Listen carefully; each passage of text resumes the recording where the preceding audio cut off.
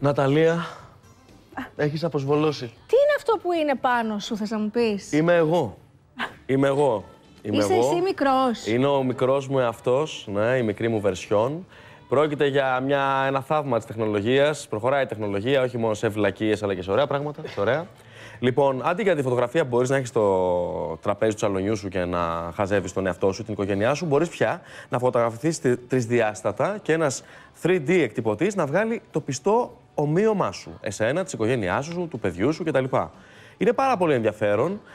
Όταν το ανακαλύψαμε, πραγματικά έτσι μας κίνησε την περιέργεια και ως να είμαστε, με απεσταλμένο εμένα, εγώ ήμουν επίσημος απεσταλμένος στο Νάμαστερς. Επισκέφτηκα αυτό το χώρο στον Άγιο Δημήτριο και πάμε να δούμε πώς ακριβώς φτιάχνεται αυτό το καινούριο αντικείμενο. Το πολύ ενδιαφέρον. Πάμε να δούμε μετά τις διαφημίσεις. Μετά τις διαφημίσεις. Μείνετε να το δείτε. Κρίμα είναι. Να, δύο εγώ. Τι είναι, τι είναι.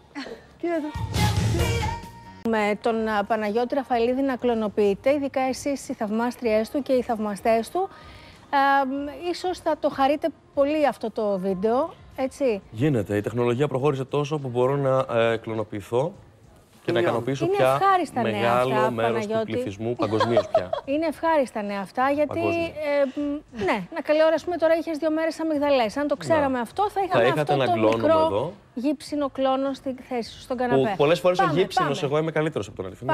Πάμε.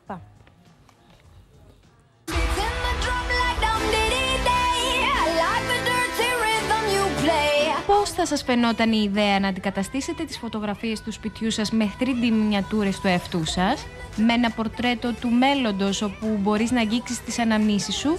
Οι 3D μινιατούρες είναι ένας επαναστατικός τρόπος για να παγώσετε μια ξεχωριστή στιγμή της ζωής σας. Ο Παναγιώτης Ραφαηλίδης αποφάσισε να παγώσει μια δική του στιγμή και να μοιραστεί μαζί μας όλη αυτή την περίεργη διαδικασία.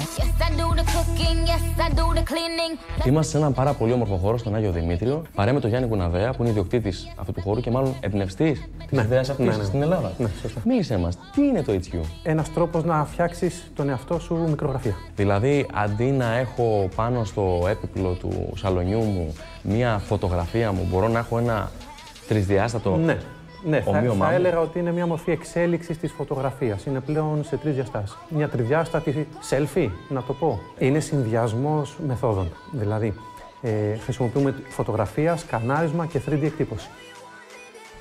Αυτό είναι μια τεχνογνωσία που υπάρχει στο εξωτερικό ήδη και την έχεις φέρει, έχεις συντελέσει στη δημιουργία της?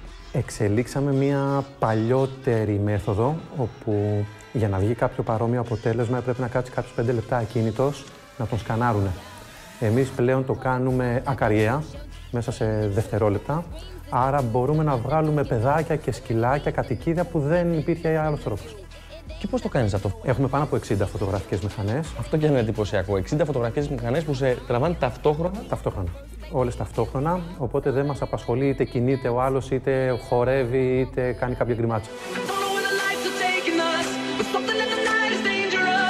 Γιάννη, πολλοί θα αναρωτιούνται πώς έχει αυτή η διαδικασία. Δηλαδή, είναι καθαρά τεχνολογική, μπαίνει χέρι ανθρώπινο, κάθεσαι και σμιλεύεις. Ναι, είναι και από τα δύο. Έρχεται το ενδιαφέρον μας, τον βγάζουμε φωτογραφίες, συνθέτουμε ένα παζλ με τις φωτογραφίες που έχουν βγει γύρω-γύρω.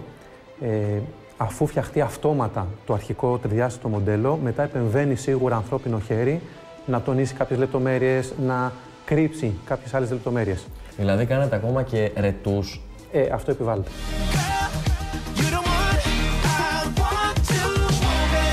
Μπορούμε να δούμε τη διαδικασία, μπορούμε να ξεκινήσουμε. Βέβαια. Να μας εντυπωσιάσεις δείχνοντάς μας πώς το κάνουμε αυτό? Θα κάνουμε ένα πείραμα πάνω σου.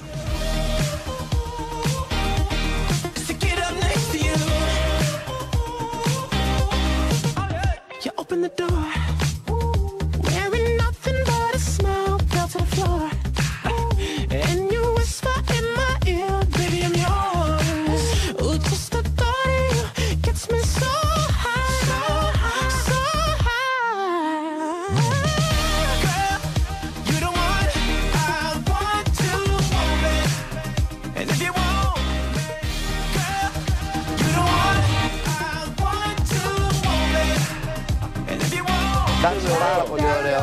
Είναι πάρα πολύ εντυπωσιακό. Εν τω μεταξύ, βλέποντας τη διαδικασία πώς σε φτιάχνανε, κάποια στιγμή τα μάτια σου ήταν ανοιχτό γκρι. Δεν πας να βάλεις τίποτα, θα ακούσει τίποτα. Γκριζούς. Τίποτα γκριζοπράσινους, τίποτα. Μωρά, είναι εγώ καιρός και δεν ξέρω αν θα του πηγαίνουν. Ξέρεις τι, είμαι εγώ καιρός και δεν μπορώ να μου λένε ότι έχω κάτι ωραίο πάνω που δεν είναι δικό μου. Κατάλαβες τι γίνεται. Ωραία μάτια. Δεν είναι δικά μου. Μπορεί να λένε το σχήμα. Α, ναι, μπορεί να εννοούν το περίγραμμα. Τι πρωτότυπο όμως για μια οικογένεια. Ναταλία, είδες τα παιδάκια που ήταν εκεί, η οικογένεια. Ναι, Τι το τέλειο, είχα. αντί για κορνίζες, Πάρα πολύ αυτά που ωραίο. βάζουμε, είναι πολύ πρωτότυπο.